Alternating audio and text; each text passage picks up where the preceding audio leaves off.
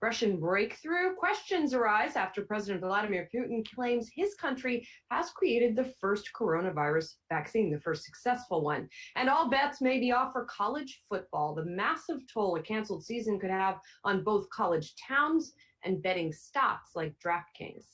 Welcome to On the Move. I'm Julie Hyman along with Adam Shapiro, and joining us on today's panel will be Yahoo Finance's Dan Roberts and Dan Howley. Double dose of Dan's for you all today. I want to get to that Russia news first because that is what's really prompting and spurring this risk-on tenor that we are seeing in the markets. As I mentioned, Russian President Vladimir Putin announced registration of the first vaccine for coronavirus. Our Anjali Kamlani covers all the vaccine developments for us. Anjali, what does this mean exactly? So we talked about registration. There's a lot of skepticism globally about this, and it seems clear that Russia has not gone through all the stages of clinical trials that are necessary elsewhere in the world. That's correct, Julie. That would be the equivalent of really any of the front runners here in the U.S.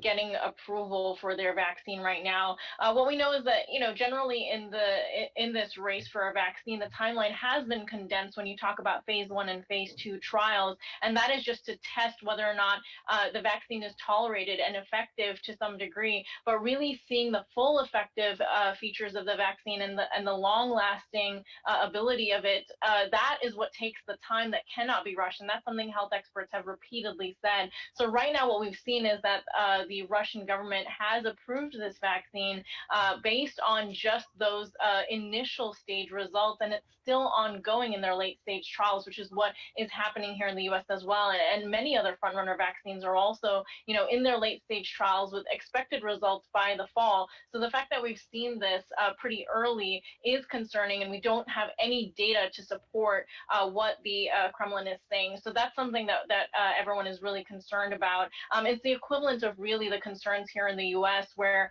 the president keeps saying that he's confident about, or optimistic rather, about a vaccine by the end of the year or before Election Day, while health experts are warning that you cannot, in fact, rush this last stage of the trials. And so that is pretty much unlikely right now. Yeah, and Putin also saying, by the way, his own daughter is receiving the vaccine there.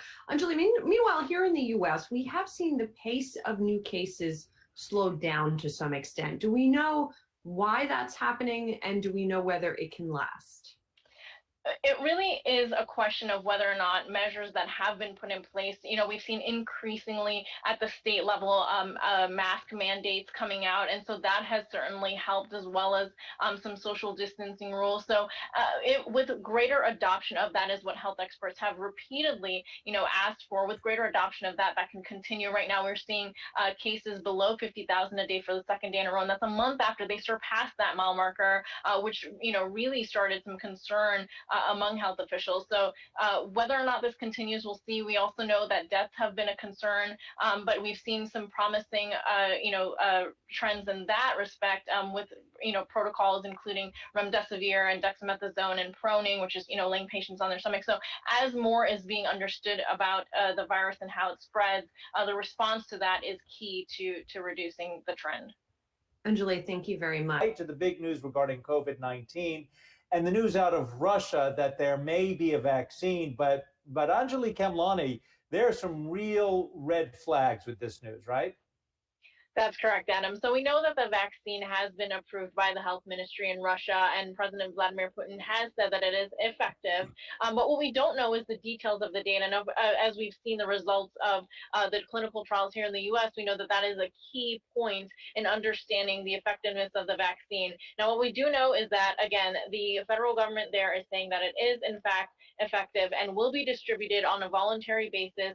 The only side effects that were seen were a fever based on the president's own daughter taking that vaccine. But the scientific community is still asking for the data for this vaccine and whether or not, to understand whether or not it truly is effective. We also know that the late stage clinical trials are still ongoing. So this has been approved before those results are known. Okay, so we know that worldwide more than 20 million people have tested positive for the virus. Here in the United States, 5.1 million have tested positive. But there are some rays of hope or sunshine here in the USA. What's going on with cases? So cases, we have seen that there are some areas, some pockets that have been concerning in the past that have been reduced. Now we also know that deaths have been, a serious concern in the past several weeks, and the reason for reduction in that area is definitely because we've seen some sort of at least normalized protocol when it comes to treating patients and dealing with patients, and that has helped as well. So whether it is, the cases going down, the social distancing, et cetera, all of the efforts that have been put in place working. We have definitely seen some of that. We know that New York already is looking for opening the new school year with students in place, and so as the trend continues, we're hoping to see that nationwide.